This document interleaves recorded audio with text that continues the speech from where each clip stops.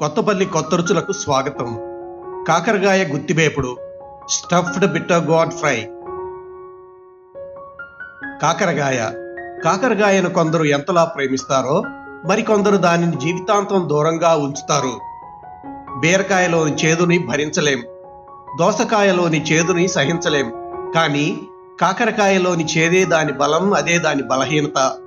కాకరకాయ చేదులోని మాధుర్యాన్ని చవిచూసిన వాళ్లకు కాకరకాయ అమృత తుల్యం. కాకరకాయ చేదు కూడా వాళ్ళకి మహాప్రియం.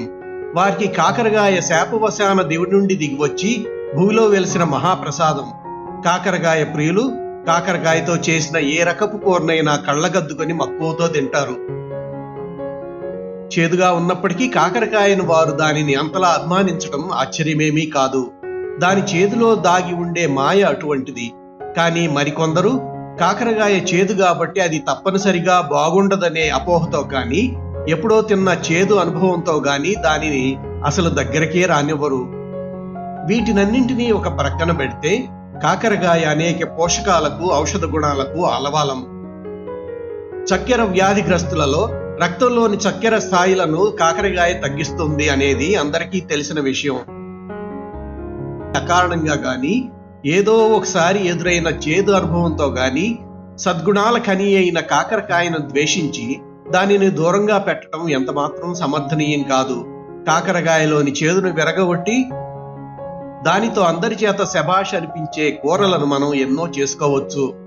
ఒక్కసారి చేసుకున్న కాకరకాయ కూరల రుచిని చవిచూస్తే చాలు దానిని ద్వేషించేవారు కూడా కాకరకాయకు వీరాభిమాని అవుతారు. కాకరకాయ చేదుకు భయపడి ఇన్నాళ్ళు దానిని దూరంగా పెట్టిన వాళ్ళు కూడా తమకున్న దురభిప్రాయాన్ని విడనాడి దానిని దగ్గరికి తీసుకొని ఇష్టపడి మరీ తినే వెరైటీ కూరలని కాకరకాయతో ఎలా చేసుకోవచ్చో తెలుసుకోవడానికి మా కొత్తపల్లి కొత్త రుచులు యూట్యూబ్ ఛానల్కు సబ్స్క్రైబర్గా ఉండి మా వీడియోలని వీక్షించండి. ఇప్పటికి మాత్రం ఈ వీడియోలో కాకరకాయతో అందరూ ఇష్టపడే గుత్తివేపుడును ఎలా చేసుకోవచ్చో చూద్దామా మరి. కాకరకాయ గుత్తివేపుడిని చేసుకోవడానికి కావలసినవి: గుత్తి కాకరకాయలు ½ కేజీ, కే స్పెషల్ రుచి మసాలా పొడి 5 లేదా 6 గెరిటెలు, పచ్చిశనగపప్పు 1 టీ స్పూను, మినపగుళ్ళు 1 టీ స్పూను, ఆవాలు 1 టీ స్పూను, ఉప్పు రుచికి సరిపడినంత, వంట నూనె కాకరకాయల్ని వేయించుకోవడానికి 200 మిల్లీలీటర్లు, వంట నూనె కూరకు 2 లేదా 3 గెరిటెలు. కాకరకాయ గుత్తి వేపుడుని తయారు చేసే విధానం: ఈ గుత్తి వేపుడుకు చిన్నవిగా ఉండే కాకరకాయల్ని ఎంచుకోవాలి. ముందుగా కాకరకాయలను శుభ్రంగా కడుక్కొని మసాలాను కూరుకోవడానికి వీలుగా వాటిని ఒక ప్రక్క నిలువుగా చీల్చుకోవాలి. ఇలా చీల్చుకున్న కాకరకాయలను మజ్జిగలో 5-6 గంటల పాటు నానబెట్టుకోవాలి. మజ్జిగలో నానిన ఈ కాకరకాయలను మజ్జిగ నుండి బయటికి తీసి వాటి నుండి మజ్జిగ పూర్తిగా పోయేట్టుగా వాటిని గట్టిగా చేతితో పిండి వాటిని ప్రక్కన ఉంచుకోవాలి. ఇప్పుడు పొయ్యి మీద బాణల్ని పెట్టి బాణలి వేడెక్కిన తరువాత కాకరకాయలు సగం వరకు మునిగేట్టుగా నూనెను పోసుకోవాలి.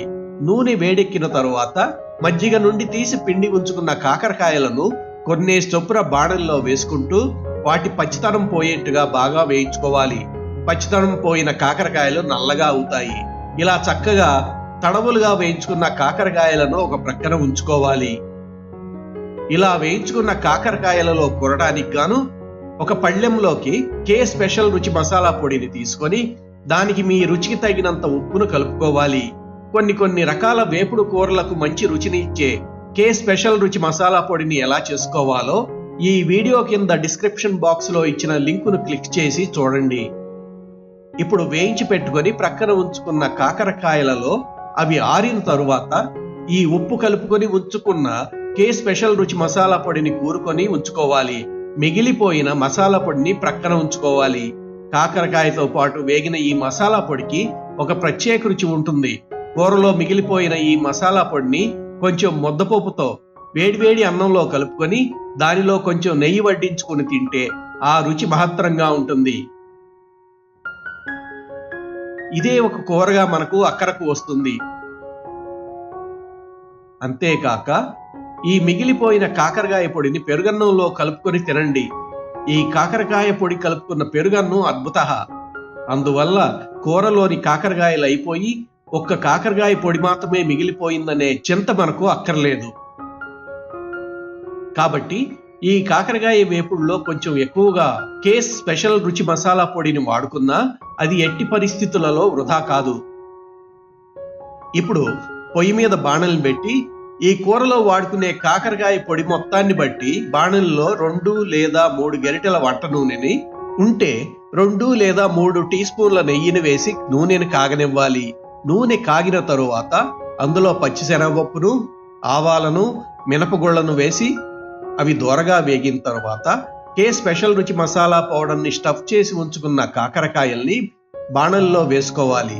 చివరగా మిగిలిన కాకరకాయ పొడిని పైన చల్లుకొని కాకరకాయల్ని పొడిని 2-3 నిమిషాల పాటు వేయించుకోవాలి. చివరగా కూరలోని ఉప్పును సరిచూసుకొని స్టవ్ని కట్టివేయాలి. అంతే, అందరికీ నచ్చే రుచికరమైన కాకరకాయ గుత్తి వేపుడు తయారు.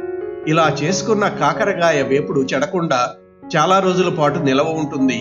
కాబట్టి ఈ కూరని ఒక సీసాలో ఉంచుకొని పైన కొంచెం మంచి నూనెను వేసుకొని సుదీర్ఘ ప్రయాణాలప్పుడు వెంట పెట్టుకుని తీసుకువెళ్ళి వాడుకోవచ్చు. మా కాకరకాయ గుత్తివేపుడు వీడియోను వీక్షించినందుకు ధన్యవాదాలు. మా ఈ వీడియో కనుక మీకు నచ్చినట్లయితే ఈ వీడియోకి లైక్ కొట్టి మరిన్ని రుచికరమైన వంటకాల కోసం మా కొత్తపల్లి కొత్త రుచుల ఛానల్కు సబ్స్క్రైబ్ చేయండి. మా వంటకాల లేటెస్ట్ అప్డేట్ల కోసం బెల్ బటన్ని నొక్కండి. అంతేగాక మీ స్నేహితులకు, బంధువులకు మా ఛానల్ లింకును షేర్ చేయండి.